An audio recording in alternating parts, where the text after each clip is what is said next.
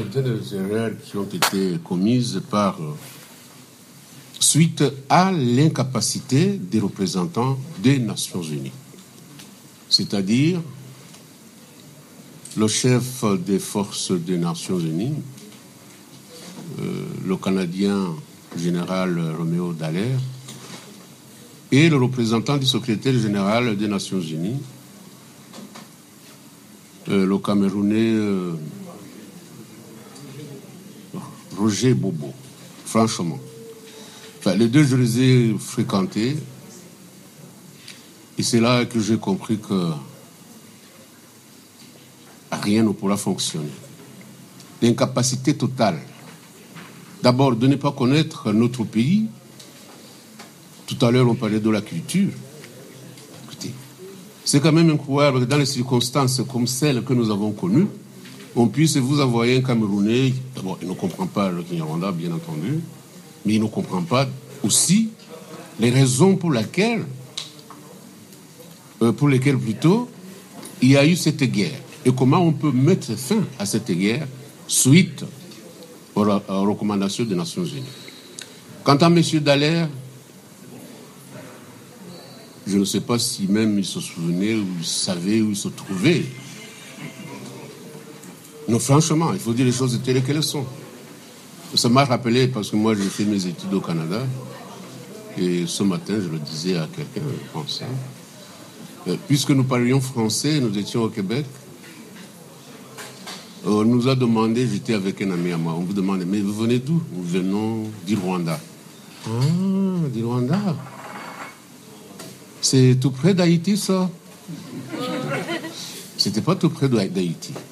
Alors, il y a une certaine négligence de la part des Nations Unies, tant dans la façon de représenter cette force-là, et tout simplement s'en ficher du contenu de l'accord de paix. Troisièmement, il y a eu d'autres constatations. Tout à l'heure, quand on parlait de la Belgique et des Nations Unies, le 6 août, le 6 avril, il y a eu cet attentat contre l'avion du président Habyarimana. Ce qui est étonnant, c'est qu'il n'y a pas eu, disons, une autorité pour pouvoir expliquer ce qui s'est passé et demander au peuple rwandais d'être calme et même demander à l'armée de le faire.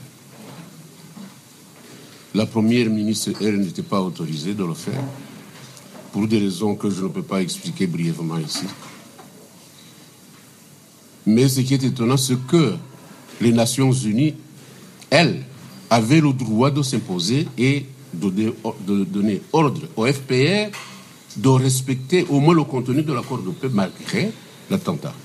Ça ne s'est pas fait. Ce qui fait que complicité entre ces organisations internationales et le FPR est évidente. Et je ne vois pas là où nous pouvons accuser les Nations Unies. Et c'est ça le problème. Tant pour l'affaire de Kibero, tant aussi même pour le génocide. Ça ne devait pas se passer comme ça s'est passé. Franchement. Pendant 3 mois. Pourquoi?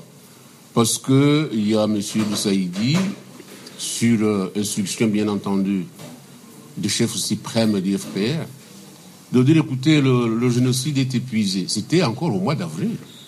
Je pense le 21. Donc, on n'envoie pas une force spéciale des Nations Unies pour intervenir. Quatrièmement, et je termine sur ceci, c'est la Belgique. La Belgique a eu une influence tant historique que politique, et surtout dans le cadre de la politique internationale en ce qui concerne cette situation. Nous avons choisi un bataillon belge, où nous, les Nations Unies, puisque la Belgique connaissait bien le Rwanda. Sinon, on aurait pu choisir notre pays européen, et pourquoi pas même la France, qui avait signé un accord de défense du Rwanda depuis 1975. On aurait pu choisir la Norvège ou un autre pays.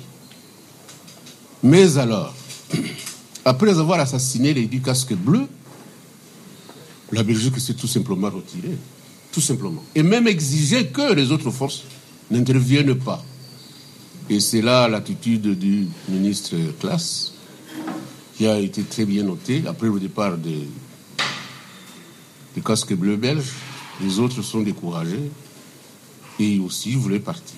D'ailleurs, c'est comme s'il n'existait pas. Le génocide a continué. Et je me souviens bien que les casques bleus belges ont quitté le 19 avril, c'est pas le 20 ou le 21. Parce que moi, j'ai embarqué avec eux pour aller me cacher à Nairobi et par après venir ici.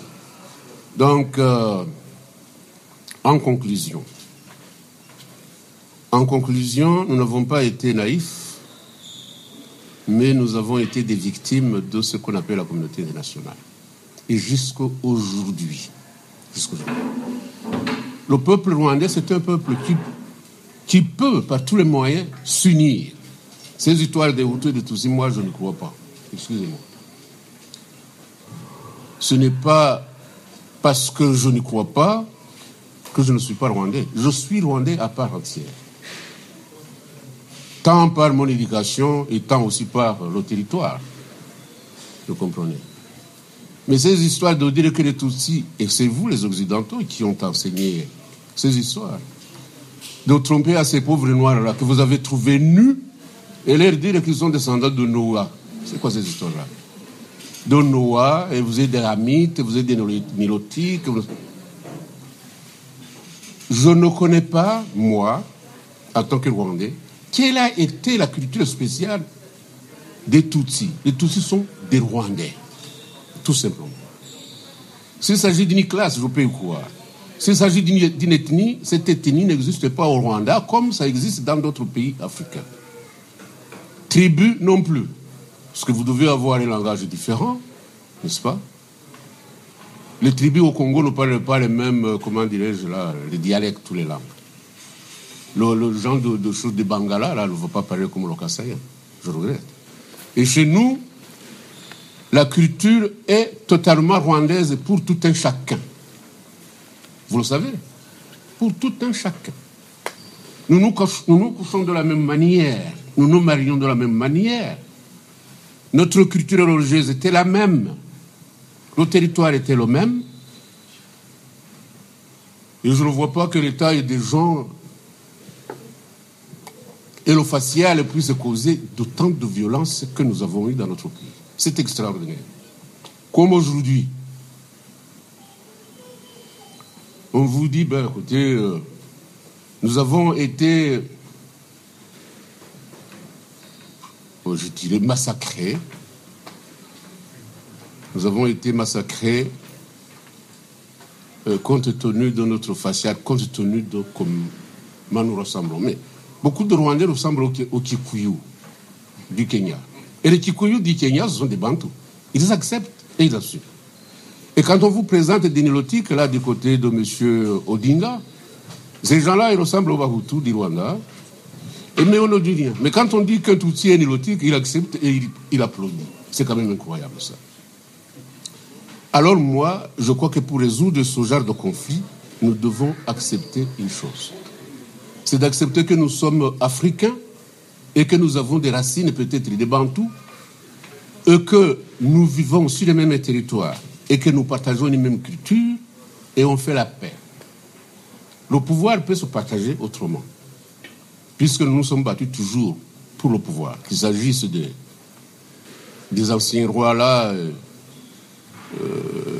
qui ont combattu entre le roi qu'on appelle Machida, je pense, le roi des Babanda là, et qui a marié sa fille à un roi Tutsi, n'est-ce pas? Mibambwe II. Et Mibambwe II a marié à M. Machida aussi.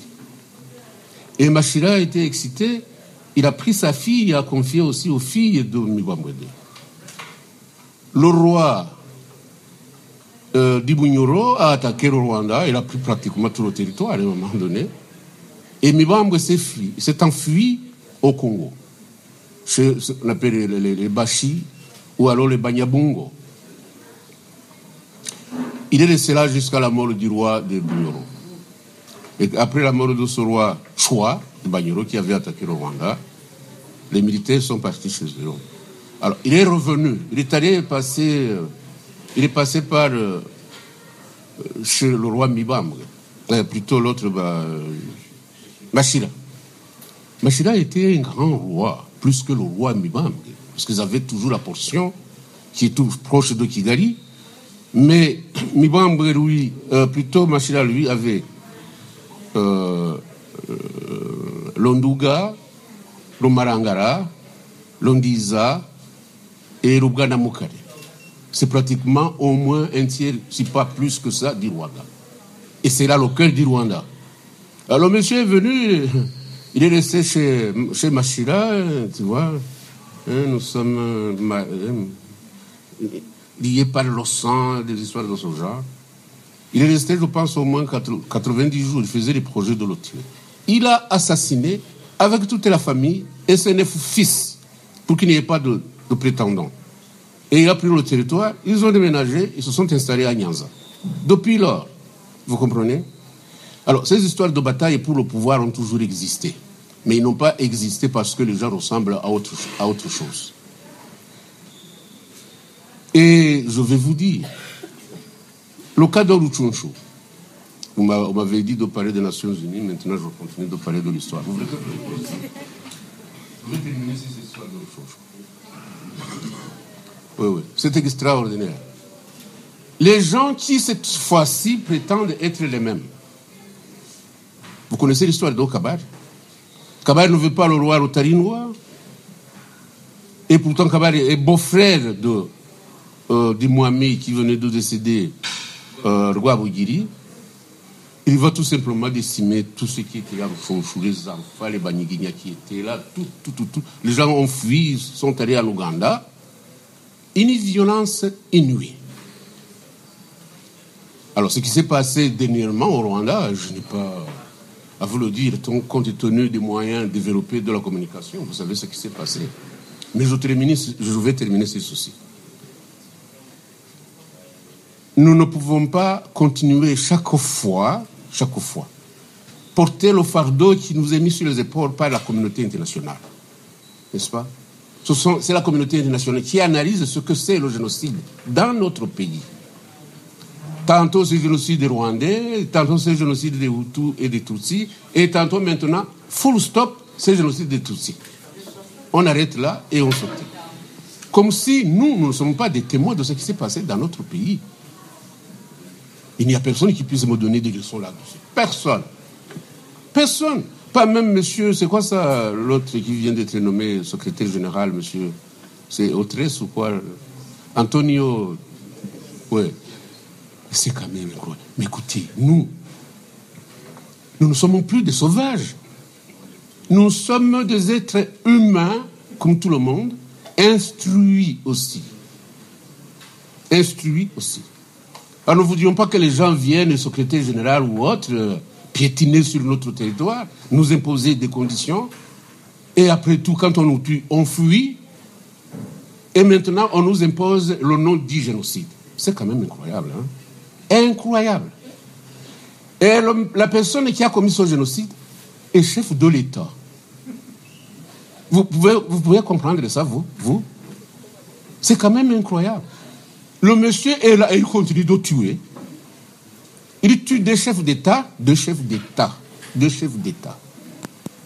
Le jeune homme de 36 ans, le président du Burundi, et M. Habyarimana, qui avait accepté de céder complètement et mettre en place le gouvernement le 8 avril, c'est-à-dire 2 jours après son voyage malheureux. Mais personne n'en parle, Il est tué, on l'a tiré dessus, comme on tire dessus ces pigeons d'ici là, et il tombe, puis on laisse tomber. Et le type qui a tiré dessus, lui, il devient chef de l'État. Et il continue de tuer. 8 000 à Kibeho, 300-400 000 au Congo, presque 6 millions de Congolais. Ma ping report est là. Ah, mais écoutez, ma ping report établie par qui? Par les Nations Unies ou pas? L'homme qui doit être arrêté continue d'être au pouvoir, quand même. Je m'excuse, je ne voudrais pas donner des conférences ici sur... Je vous remercie beaucoup de m'avoir apporté la parole pour me défouler un peu.